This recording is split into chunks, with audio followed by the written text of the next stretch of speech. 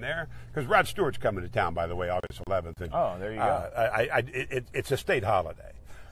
When Rod Stewart is within 150 miles of me, it is basically a holiday. At least it is in my household. So when Rod Stewart shows up, I'll be gone, and a couple other days here and there. What are the top Rod Stewart songs? Oh, well, there's a million of them, but Maggie May, of course, still ranks as one of the all-time greatest songs ever. And then at my funeral, as it's ending, we'll be playing Rod Stewart's version of Forever Young. Yeah. Also, during the funeral, I'm hoping and assuming the great Sean Hamilton, our sports director and my producer for years and years, will put together a nice video montage of Some People Have All the Luck. Which is one of my favorite songs. It's kind of my theme song because I think I've been the luckiest guy in the world.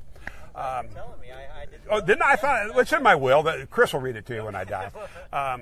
But Sean is just off camera here, learning about Dale's funeral plans live on Facebook. So maybe again, you guys are I witnessing thought I history told here. him all this. Hey, happy to do it. I'm pretty sure I have, but pretty much almost anything. And I have no real reason why, but almost anything Rod Stewart sings, I fall in love with. Now, a lot of my favorite songs, just like say "Forever Young," I think is actually a Bob Dylan. I'm not a big music guy, but somebody told me that's a Bob Dylan song.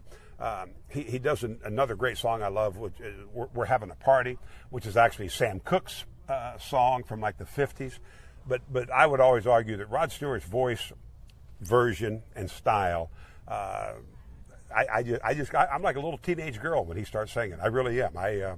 I just absolutely am in love with Rod Stewart, and he'll be at the Verizon Theater on August 11th, and I'll be sitting up there pretty close. So if you want to see Dale, go see Rod Stewart on August 11th. He'll be there. We'll have margaritas in the lobby before he starts. If you want to see Dale be a teenage girl, which is something I have not seen, so I might have to get a ticket. Well, not the first time, but one of the times I saw him, he was over at the Fair Park, over by the Cotton Bowl, whatever that thing was called at that time, and I'm about 10 rows back, and of course everybody stands up, and I hate that.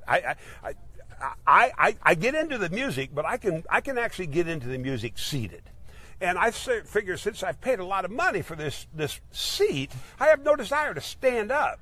So Rod Stewart comes out, does about 3 songs, and we're all standing up. And, I just can't stand that. And my knee starts throbbing, and I'm, oh, my gosh, this is ridiculous. So finally, after his 3rd song, Rod Stewart says, "Sit down, everybody, sit down." And I actually hollered out. I said, "Thank you, Rod." Well, James Marsh and a few other buddies of mine were sitting about 10 rows back, and they all thought I hollered out, "We love you, Rod." So he saw me, James Marsh did, his buddy of mine, and he said, I said, "I can't believe it." He said, "You actually hollered out, 'We love you, Rod.'" I said, "No," I said, "I'm not denying that I'm like a little girl when he's around. But I hollered out, 'Thank you, Rod, for telling us we could sit down.'" But every time I listen to a lot of I've got about 5, 6 CDs of his, and I still have them in my car, and I listen to them about every day. But pretty much anything he sings. He just came out recently with a new album, and it's basically a story of his life. He talks about being a kid during the war and the bombings.